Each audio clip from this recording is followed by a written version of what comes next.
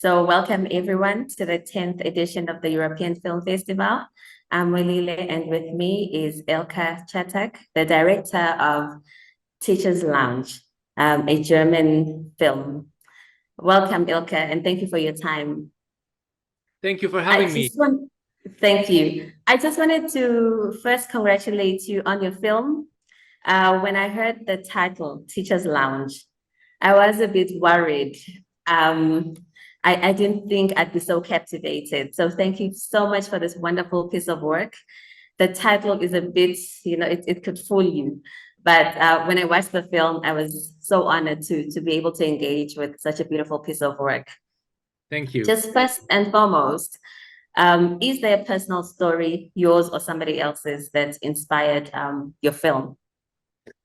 Yeah, on many levels. First of all, so the my co-writer Johannes Dunker, he's not just a good friend, he's also a classmate. So we went to school together. And we were on one of our like we occasionally we go on hikes, and we were talking about our school time, and then we talked about this one incident that that nobody back then really like talked about, but we remembered it, and you can actually see it in the very first scene of the film where the kids are being asked to put their wallets on the table. So we talked about that, and we thought like, wow, why did nobody question what the teachers were doing back then? You know, we went to school in Yeah. Istanbul, and we had to endure such a procedure. And then, you know, we started talking about how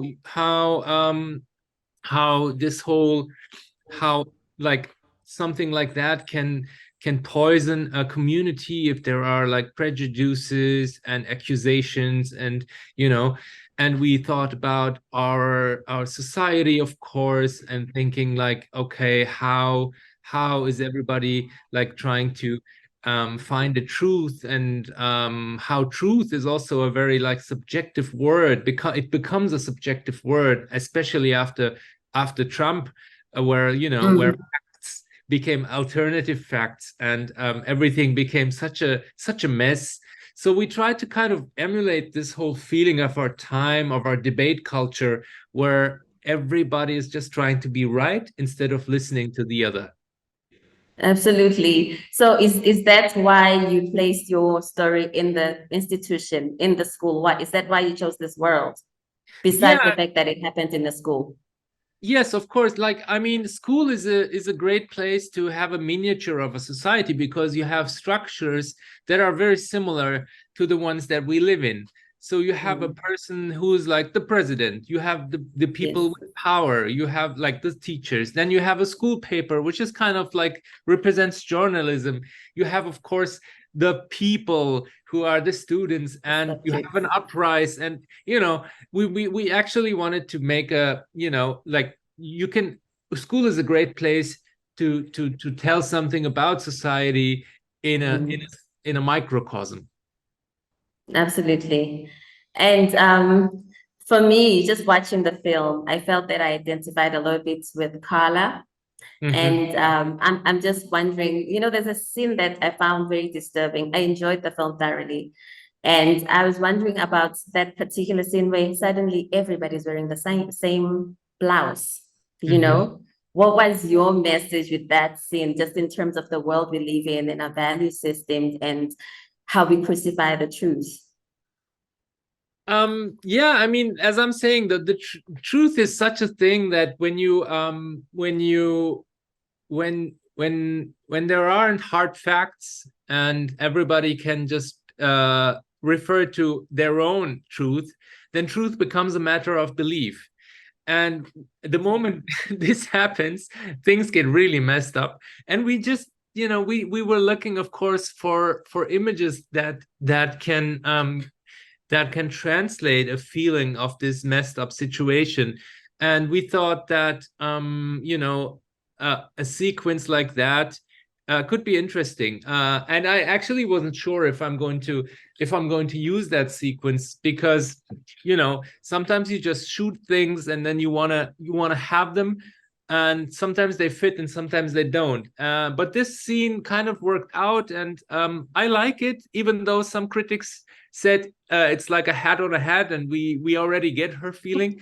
But to me, it's important because, you know, there is a possibility that somebody else could have had that blouse. It's not like it, and especially if you're a mathematician, you should be aware of this possibility. So for me, it was just a scene that I really enjoyed making, and yeah, I'm glad you like it too. Yeah, for me, it just sort of anchored how you stick to your own, regardless of what the truth is. It was something about factions and about people clinging together, even to perpetuate a lie. Right. I thought she's guilty, but now everybody's in on it to protect her, how we protect our own. So I really think it worked. And then just please talk me through the technical aspects of the film, your choices, your score, and any other technical choices that you made to drive the story forward, and how you arrived at those choices. Sure. So it all starts with the screenplay, and the first I say technical decision we made was not to leave the school. So we kind of put ourselves into a corset, and we stripped down things. Like we said, okay, let's try and make this story work in the school only. That was the first step. Then I started, of course, then you start working with your head of departments. And one of the things that I told my DP, Judith Kaufmann, who's like the best DP I can imagine. She's 60 something years old, and she's my hero. We talked about what aspect ratio this film should have, and she also said let's strip it down to a very narrow thing, like the feeling of Polaroid, and also the feeling of something tight, where like it is not airy and you're in a bit of a cage. That's the fabric, yeah. And then we talked to the production design, and we said, okay, let's just make this not too colorful. Let's just reduce it to blue and to shades of brown and red. So what you see in the film is basically these two colors in that narrow format.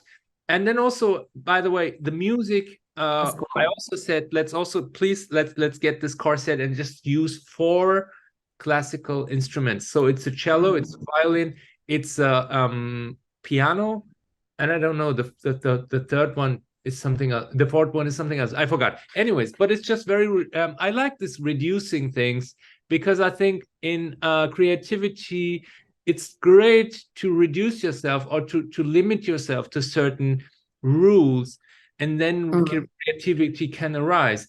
Because like creativity in an environment of extreme and complete freedom, for me at least, it's very hard. Okay, thank you so much. I enjoyed the score. I felt that you were able to achieve a thriller without, big explosions and car chases and blood and gore. So I do think your score really worked. I thoroughly enjoyed it. Thank you so much for that.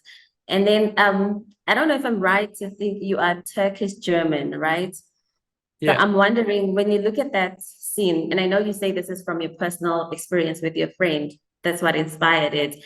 But is there another message? Is Germany still experiencing some kind of ethnic tensions?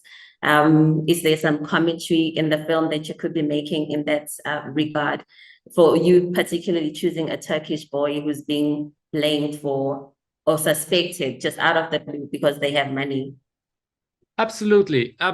So I am the Turkish kid, the only Turkish. I was the only Turkish kid in my school. So all my classmates were German, and I this kind of feeling of being different, but trying to fit in. That was like the feeling that I grew up with, and the reason why Carla, the teacher, is Polish but does not want to speak in her own language, there's a certain shame, there's a certain, I'm trying to assimilate.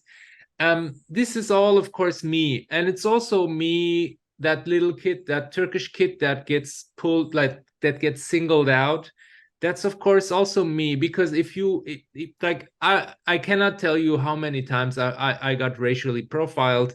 um you know, it's just something that you grow up with, and I tried to shine a light on this. And I'm glad you're asking this question, because this is something that that I want people to be aware of, that, you know, people who are who have families with a different origin, it's not just, you know, you don't just grow up like that. You experience certain things that that yeah. And I try to kind of, you know, have this in my work, because I think it's valuable. And I'm very happy that it resonates with you and you can relate to it. No, absolutely. So thank you so much. I think that's it. Beautiful piece of work. And I wanted to congratulate you. I know that you are a nominee for next year's, is it nominee or it's entered? And we are the submission, the German A submission. submission. Yeah, Yes. we're not yet nominees yet. Yes, absolutely. Congratulations on that. It's a big thing for next year's Oscars, and South Africa is rooting for you, and it would be such an honor to have actually experienced a nominee or Thank an entry, hopefully a nominee and hopefully a winner, you. at this early stage of the film. So thank you so much for your time and Thank you. congratulations. Thank you for Thank having you. us. All the best to Thanks. South Africa. I want to come and visit one day. I've never been. It's one of the places I want to see in my life. And thank you so much for having us. It's absolutely magical. You're welcome. Thank you.